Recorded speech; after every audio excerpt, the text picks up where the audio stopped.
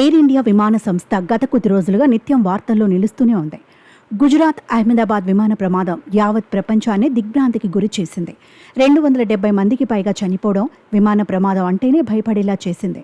అయితే ఈ ప్రమాదం తర్వాత కూడా వరుసగా ఎయిర్ ఇండియా విమానాల్లో సమస్యలు తలెత్తుతూనే ఉన్నాయి.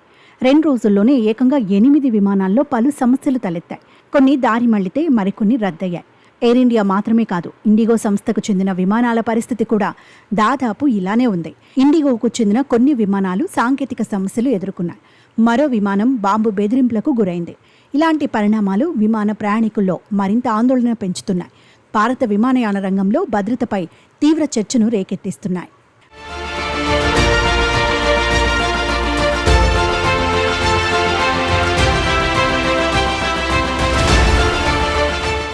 గుజరాత్లోని అహ్మదాబాద్ ఎయిర్పోర్టు నుంచి లండన్కు వెళ్లాల్సిన విమానంలో సాంకేతిక లోపం తలెత్తింది. దాంతో ఎయిర్పోర్టులోని విమానం ఆగిపోయింది. తొలుత న్యూఢిల్లీ నుంచి అహ్మదాబాద్కు సురక్షితంగా రాగా లండన్కు ప్రయాణమయ్యే సమయంలోనే సమస్య ఎదురైందని తెలిసింది. దాంతో విమాన సర్వీసును అధికారులు రద్దు చేశారు.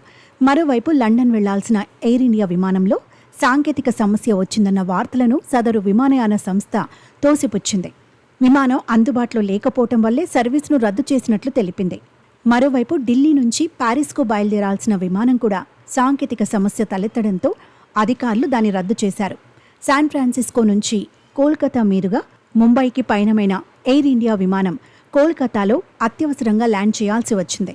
ఇంజిన్లో సాంకేతిక లోపాన్ని పైలట్లు గుర్తించి అప్రమత్తం అయ్యారు. దాంతో విమానాన్ని వెంటనే ఎమర్జెన్సీ ల్యాండ్ చేశారు. ప్రయాణికులను దించేసి తనిఖీలు చేశారు. ఇక ఢిల్లీ నుంచి రాంచీకి బయలుదేరిన మరో ఎయిర్ ఇండియా విమానంలో సాంకేతిక సమస్య తలెత్తడంతో తిరిగి ఆ విమానాన్ని ఢిల్లీకి మళ్లించారు. ఇంకోవైపు ముంబై నుంచి అహ్మదాబాద్కు బయలుదేరాల్సిన ఎయిర్ ఇండియా విమానంలోనూ పలు సమస్యలు వచ్చాయి. ఎయిర్ ఇండియా విమానాల్లో వరుసగా సాంకేతిక సమస్యలు ఉత్పన్నమవుతుండటంతో డీజీసీఏ ఎయిర్ ఇండియా ఎక్స్ప్రెస్కు చెందిన ప్రతినిధులతో అత్యవసరంగా సమావేశమైంది. అలాగే ఇండిగో పరిస్థితి కూడా దాదాపు ఇలాగే ఉంది. ఈ క్రమంలో ఈ 2 సంస్థల ఫ్లైట్ల నిర్వహణపై ప్రయాణికులు ఆందోళన వ్యక్తం చేస్తున్నారు.